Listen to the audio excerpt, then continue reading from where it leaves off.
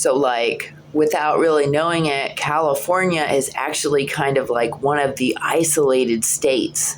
Like, a lot of people think of places like West Virginia and Appalachia, like those places in the deep mountains and stuff. You think of those places as being isolated, and like, that would be an excellent place for, to run like experiments on the citizens and civilians, because it's just so isolated. California is one of those places too.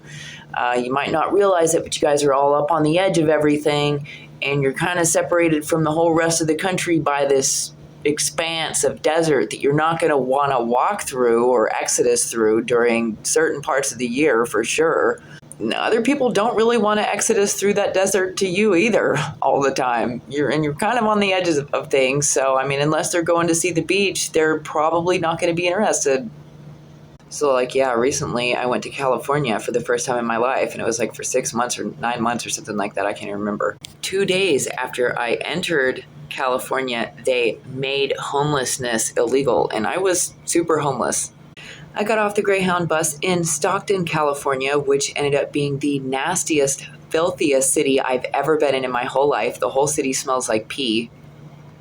The human trafficking and homeless situation was pretty dire there. I spent Thanksgiving, one of my Thanksgivings, my last Thanksgiving in San Francisco, and like all of the homeless people left all of their leftover Thanksgiving stuff just all over the streets. I tried to recreate it with AI, what I saw there, but I wasn't able to recreate it. I'd have to like paint it myself or something.